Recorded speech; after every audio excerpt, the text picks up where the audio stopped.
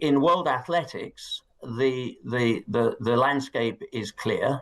They have made the progress that we wanted them to make.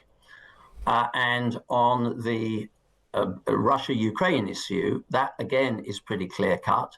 If the peace talks lead to a sustainable peace agreement, then it is not unrealistic to say that they can come back. A few people have achieved as much as Seb Coe. He is a two-time Olympic gold medalist. He has been a Conservative MP and member of the House of Lords, and he organised Britain's 2012 Olympic Games. Now he is president of World Athletics and a member of the International Olympic Committee. Hello to you, Seb Coe. Adam, hi, how are you? I'm very well. I just want to ask you first, where are we as far as the sports you're responsible with on this whole gender issue? Oh, we have a settled position on that, Adam. We've had a settled position for a number of years. And it's a slightly complicated landscape because the challenge around something the condition known as DSD, differences of sexual development, and transgender tend to get thrown into the same basket in a way. They're very different issues. But the guiding principle that we settled upon a number of years ago was that we had a responsibility to promote and protect the female category in sport. And if you don't, then you will effectively lose women's sport. And that wasn't a risk we were prepared to take. So we have just tabled regulations that allow us also now to consider DSD and transgender in exactly the same way. And that is about biology rather than simply gender identification. So that means what, there'd be a separate category for competition?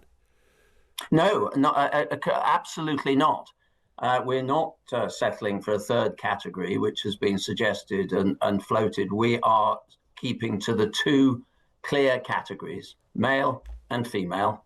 And in our sport, of course, our female athletes, our women athletes are box office. In many years, they're the ones that are keeping the sport afloat. And at the moment, we have some outstanding female athletes. So it's absolutely clear that we have male and female, and they are determined along biological lines. And that is exactly where we've settled. And it's a very clear policy. And we have been encouraging other sports organizations to clarify that, because if you don't, then you risk the scenes we witnessed in Paris in the boxing. I mean, I was going to say that it's, you're also on the Olympic International Committee, and they're not as clear as you are in athletics on that. And there's still some resistance as they're not to biological testing. Well, actually, interestingly, I've just been in Lausanne for over 2 or 3 days last week.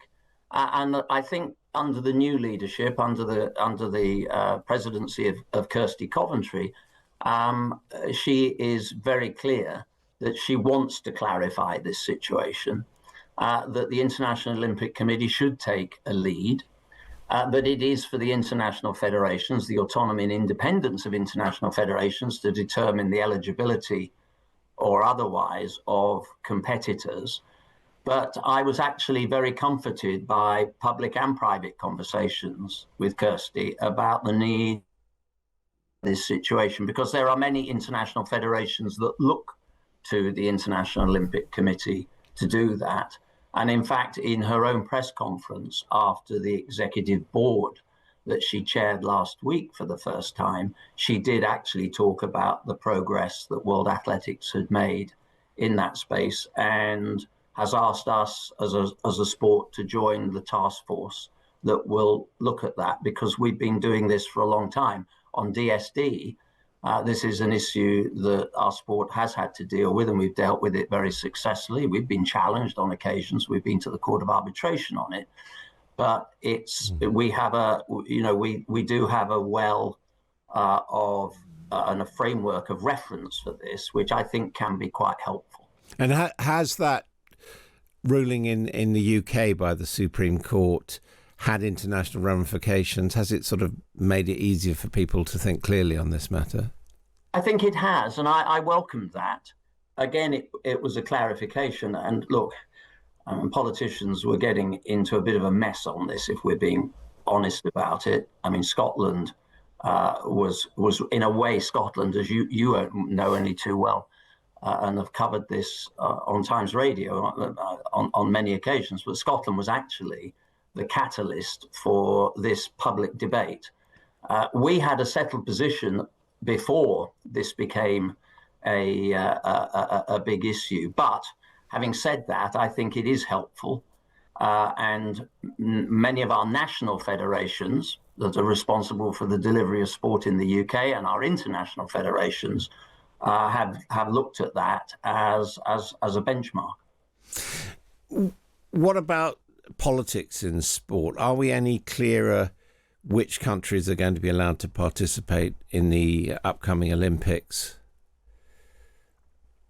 Look, this is a complicated landscape. I'm never one for sitting here saying that this is the most complicated landscape we've ever had. I'm sure every generation could lay claim to that, going back many generations. And sport has been complicated. I mean, I was in the middle of a hailstorm in 1980 when I fought a British government to go to the Moscow Olympic Games, and actually then ended up serving in that government later on. It's a landscape that needs to be looked at on an individual basis. There is no one size fits all.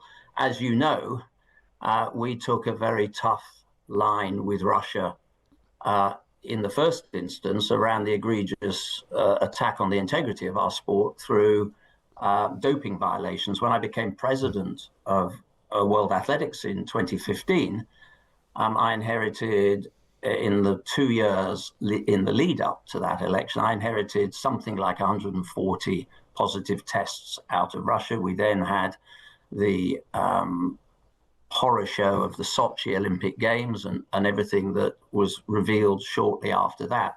Our decision was very clear cut.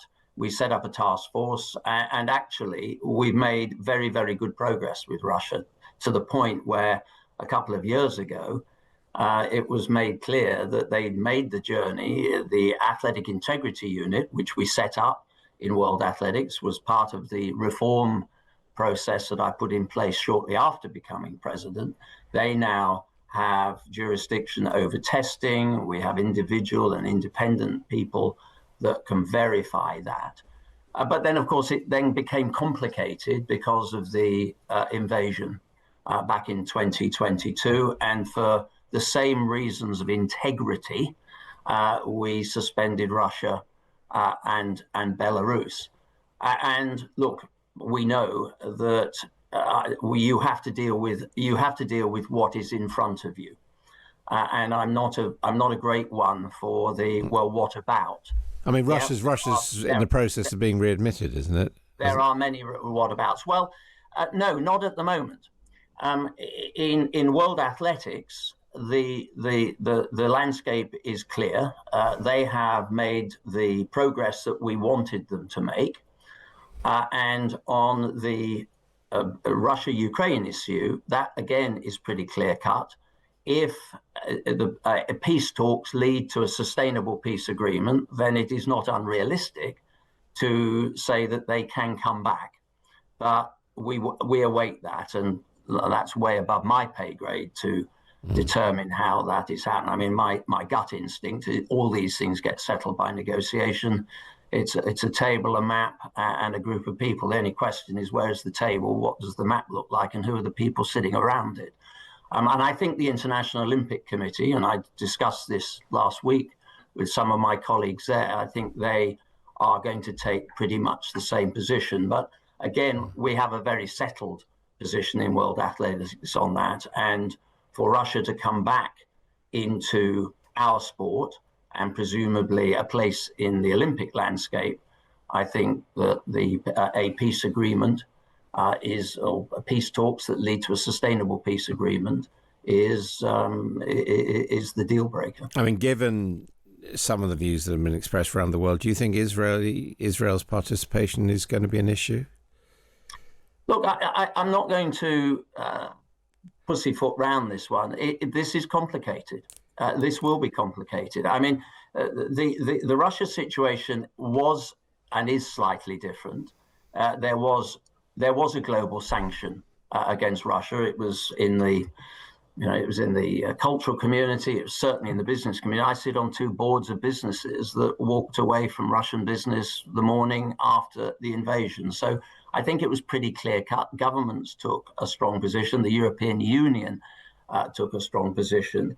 In March, we agreed that Russia would be back if the peace talks led to that. And I pray to God that peace talks in the Middle East do lead to a sustainable position where we're not actually having to look at what the next steps might be.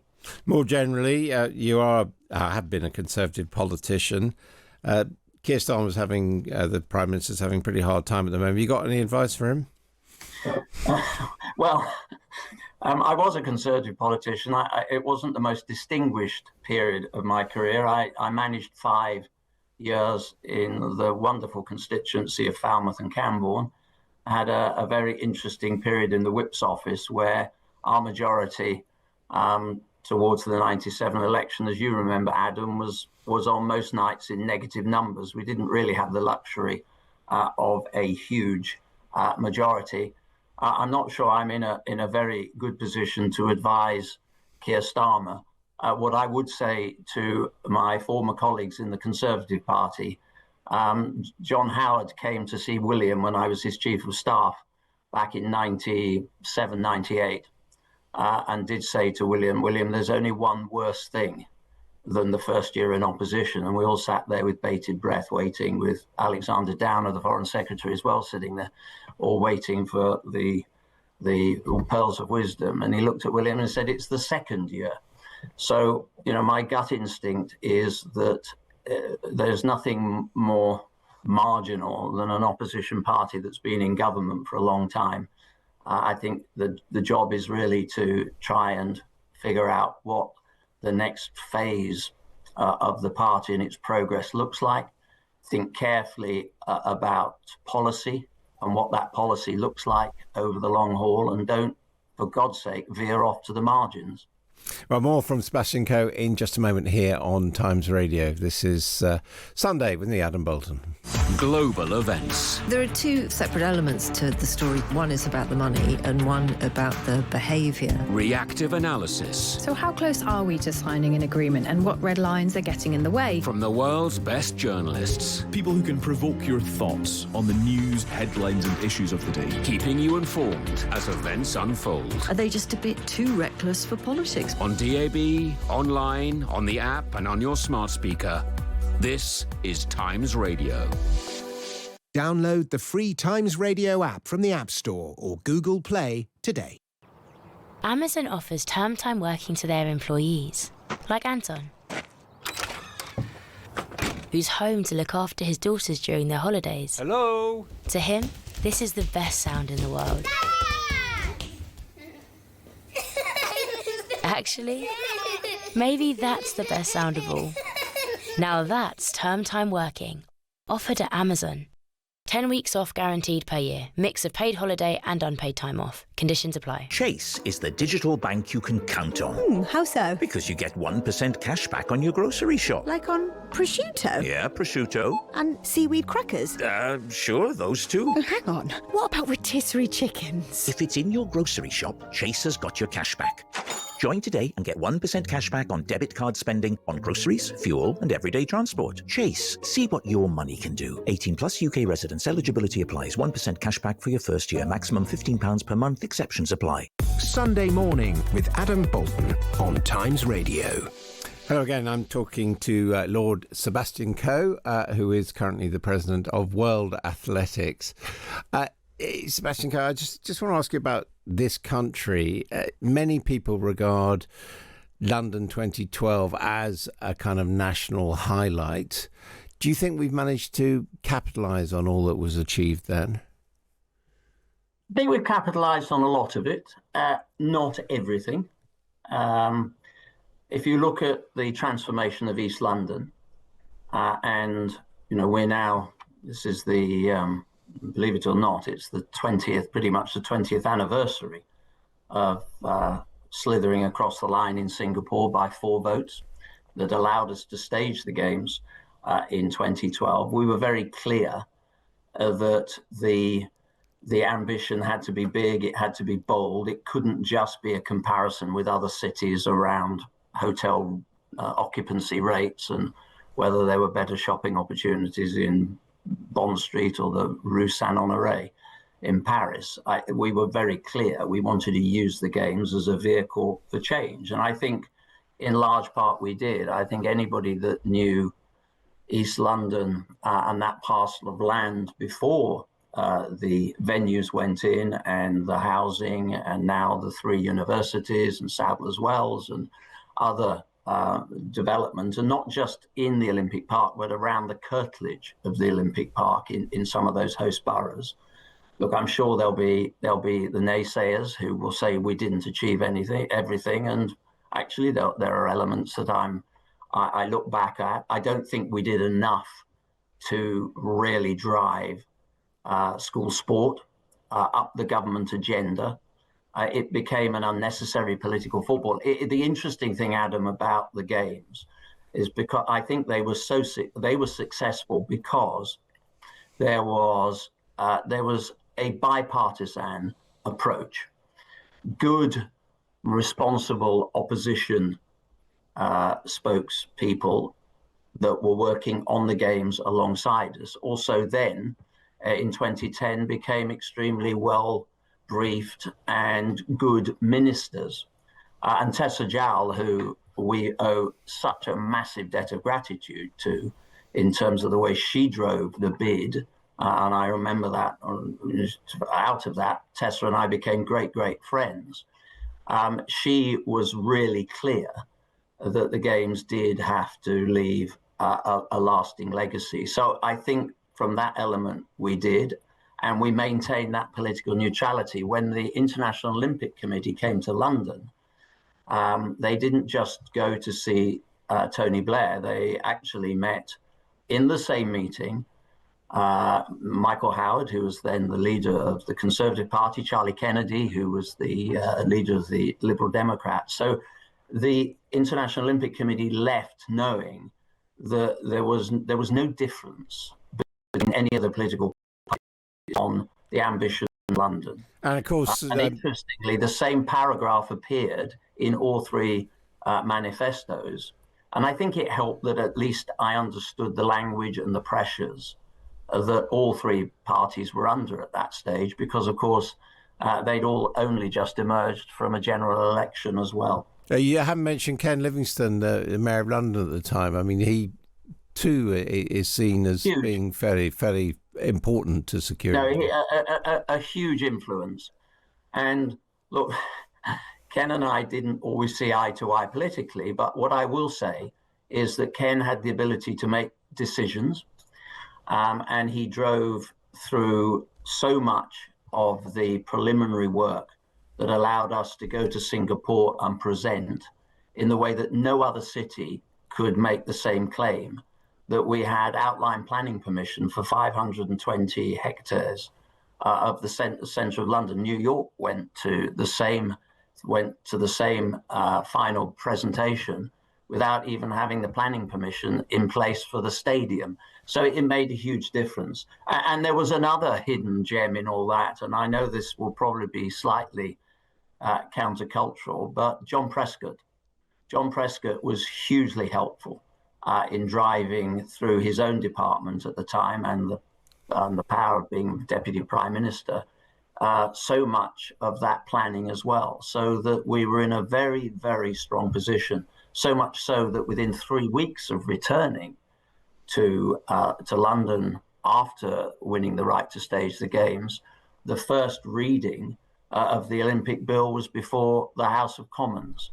So it was the politicians at the time, and Tony Blair, of course, was hugely important. If anybody was ever put on this planet to speak individually to 34 swing voters in the International Olympic Committee in the space of 24 hours with 2-minute briefing before each one, it was Tony Blair. And again, that was just a huge effort, but it was bipartisan. Yep. It was absolutely bipartisan. And I think there may be a clue in that for some of the bigger, knottier issues, particularly around the delivery of healthcare in our country, that London actually, I think, provided an interesting blueprint for. Yeah, I remember covering it in Singapore, and it certainly was the case. And of course, David Beckham there as well.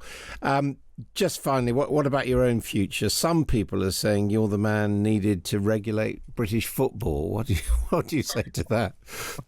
No, Adam, I'm very flattered, but I have 2 and a bit years left in my current role in World Athletics. I only have myself to blame because I implemented term limits. I don't think anybody should sit in a job forever. You need young, new, innovative thinking. You need to put oxygen into organizations, and I believe that. But there are lots of things in the next 2 years that I really want to do in terms of making sure that I leave a sport that has been hugely generous to me. I owe everything to athletics, and everything I went on to do is through sport, really.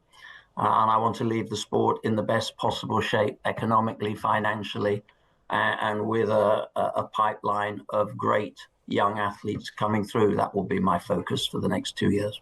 Sebastian Coe, thank you very much indeed for joining us.